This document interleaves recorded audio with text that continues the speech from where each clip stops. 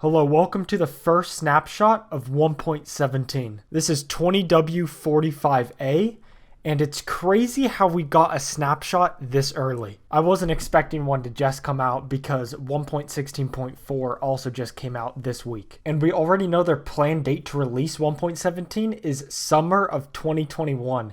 So this is going to be, I think, a 1.9 update where it's going to take a large amount of time to actually go through an update, and we're going to have a snapshot like every other week or so giving us an update of what is happening. So I put together a small map where we can see all the new stuff, and it's a pretty good amount, not as much as 1.16 was, but still it's pretty good. So first off, we see this room just filled with candles. There's 17 candles, one for each dye color as well as the base candle.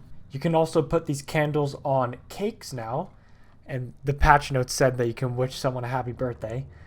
There's two different types of players that play this game, that's all I'm gonna say. Which these are kind of weird because you can only put one candle on it, and once you eat one bite, the candle goes away. I don't really understand that. But right here we have it so that flint and steels light these, so can fire charges. So that's a cool way to automate those if you want to turn them on. Water buckets turn them off, just like a campfire. And these give, I think, a light level of 12 if there's 4 of them. And it doesn't have to be 4. There could be 1, 2, 3, or 4. They're kind of like sea pickles, but overground sea pickles. Okay, so if we come down here in this minecart, also, as you can see, minecarts can now go underwater, which that is very odd. Because normally when you're in a mine shaft or something like that, always the way I break the minecart rails is you just place down a water bucket. But as you can see from right here, that doesn't happen anymore. Water fully stops rails, and you can also waterlog it, which is very cool. So in here we have bundles. These were a iffy thing that I saw, but they seem actually not that bad. So a bundle can hold 64, but it's more 64 stack wise. So stack of stone, that goes in there. Only 16 ender pearls though, because ender pearls stack in 16. And something, a non-stackable item, like a diamond sword, chest plate, all that stuff, that can only fit in one. The only problem I really have with this is having so many different items in one bundle, as you can see.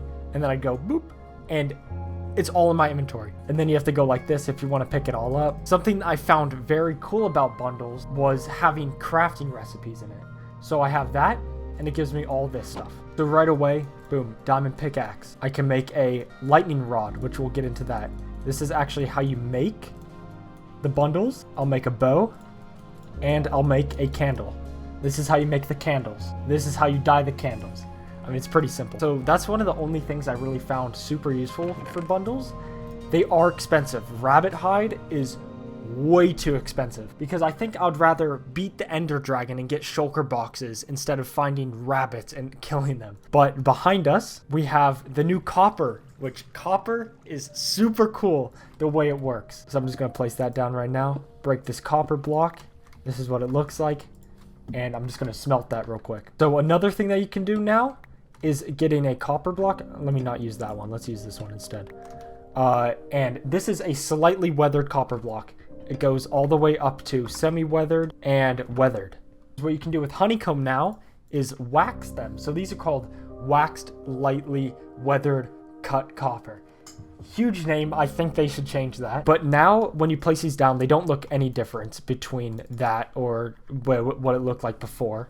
But this will stay in this state forever. So you can have copper that always looks like this, copper that always looks like this, and at a point it will become that. So another cool thing about this lightning rod that I just made is it actually conducts redstone, which that would be kind of cool.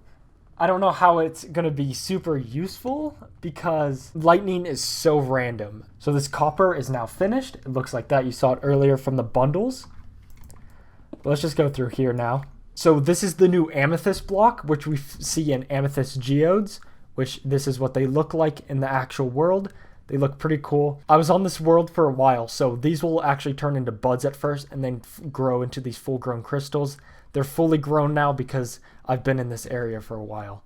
So if we come back, we can see we have the amethyst blocks and these type of amethyst, which these things are called budding amethysts. These are the only things that are actually able to grow these. So you actually can't break these. They fully break, but these ones you can break. These crystals give you 4 amethyst shards, and it gives you more with the more fortune you have. Also, they make a sound when they get shot. I think they should also incorporate a note block with it. Let's make the new spy scope, or spyglass, I forget what it's called. But this thing is actually optifine zooming. So if we come over here now, you can see the new blocks. So these new blocks are called calcite, which is the white one, and tough, which is the darker one. These blocks are really weird though, because they don't fit too much in with stone. There's a high contrast between these 2 blocks and these 2 blocks. But of course, this is the first snapshot. There's probably going to be updates to the textures. So I have 3 pistons set up over here. So this is the amethyst budding block, and this can not be pushed by a piston. It instantly breaks, which that's why it is actually a rare thing. You can't pick it up, and you have to work around those amethyst blocks. These blocks, though, can be pushed and pulled, and amethyst crystals also can be pushed and pulled.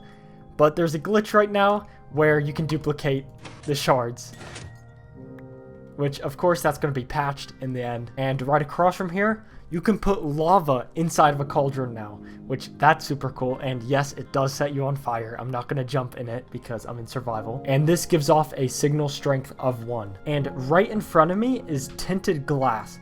I was not expecting this because they did not show this off at Minecon Live. And this is super cool. Minecraft is turning super modded. I've seen this glass so many times in modded packs, and it's super cool because what it is light does not go through it. So as you can see, there's literally lava right here. There's a sea lantern, and no light is getting on the other side of that block. This allows you to see into mob farms, which that's what everyone's going to be using it for. And this glass is also kind of weird because you can just break right through it. And a super cool other change now, dirt paths. These were already in the game, but before they were called grass paths. Oh, that's not supposed to happen. Path blocks were super annoying to make because you had to have grass blocks there, but now you can just do it with dirt. So now over here is a huge part. No clue why they added this, but I'm not complaining. You can now duplicate shulkers with shulker shells, or shulker bullets, sorry. And to me, it seems like a 1 in 10. When I tested this out, I did like 20 tries, but I kept getting these ones in a row where it was, I would hit a large number and then I hit a really small number. So I would hit maybe like 25 times hitting it, and then I'd hit a 1 right after. Really weird. I'm gonna see if it actually, like, if I'm kind of lucky, and we can see that it duplicates right there. Yeah, this is going to be insane shulker farming. They probably did this for server performance because traveling to the end and keep finding end cities probably just destroyed some servers because the amount that people actually traveled for those, because you have to go pretty far, which is going to be super useful. And I would love to see videos on automation of this. That would be super cool. Let's see if we get lucky. 11, 12. I killed the shulker. Okay. So I think 1.17 is going to be a great update. There is a little bit of caves and cliffs update, but they didn't add any of the new mountain biomes, and they didn't add any of the new cave generation. I was sort of expecting that because they were super work in progress, and the archaeology system is also not in this update, which makes sense because it was super underdeveloped. And I hope to see what they update next week, or maybe in the next 2 weeks, what they add, because I think 1.17 is going to be an absolute great update. So like and subscribe.